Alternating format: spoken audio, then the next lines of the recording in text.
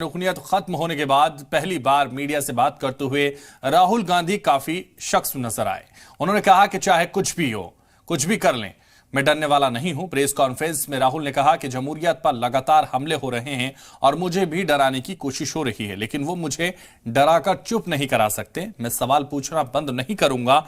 इस दौरान राहुल गांधी ने एक बार फिर पीएम मोदी और अडानी के रिश्तों पर सवाल उठाए। राहुल ने पूछा कि वो जानना चाहते हैं कि 20,000 करोड़ रुपए किसके थे। जो मीडिया रिपोर्ट से मैंने निकाला, अदानी जी और नरेंद्र मोदी जी के रिश्ते के बारे में डिटेल में बोला। रिश्ता नया नहीं है, रिश्ता पुराना है।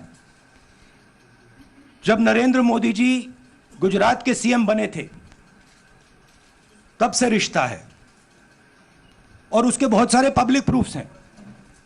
हवाई जहाज में मैंने फोटो दिखाई, नरेंद्र मोदी जी बड़े कंफर्ट में बैठे हुए थे अपने दोस्त, अपने मित्र के साथ। पार्लियामेंट में मैंने दिखाई। यह सवाल मैंने पूछा। फिर मेरी स्पीच को एक्सपंज किया गया। मैंने स्पीकर को डिटेल चिट्ठी लिखी, पॉइंट बाय पॉइंट, कि मैंने कहा कि एयरपोर्ट्स अदानी जी को रूल बदल के दिए गए हैं। ये लीजिए रूल की कॉपी जिसको बदला गया है। चिट्ठी लिखी, कोई फर्क नहीं पड़ा। फिर मेरे बारे में मंत्रियों ने पार्लियामेंट में झूठ बोला कि मैंने विदेशी ताकतों से मदद मांगी।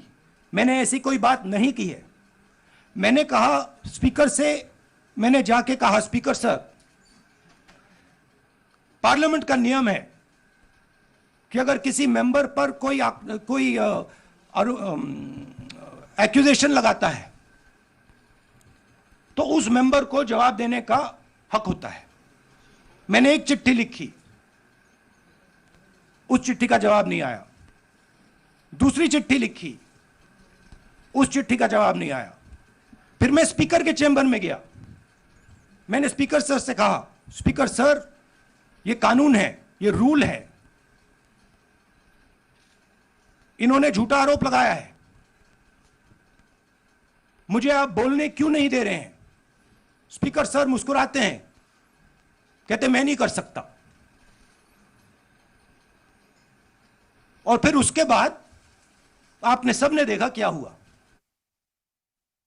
सवाल पूछना मैं बंद नहीं करूंगा। नरेंद्र मोदी जी का अदानी के साथ क्या रिश्ता है और 20,000 करोड़ रुपए किसके हैं, मैं पूछता जाऊंगा। मुझे कोई डर नहीं लगता इन लोगों से।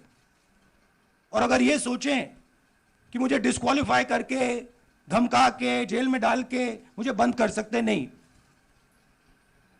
मेरी वो हिस्ट्री नहीं है। मैं हिंदुस्तान के लोकतंत्र के लिए लड़ रहा हूं और मैं हिंदुस्तान के लोकतंत्र के लिए लड़ता रहूंगा। किसी चीज से नहीं डरता हूं, यह सच्चाई है।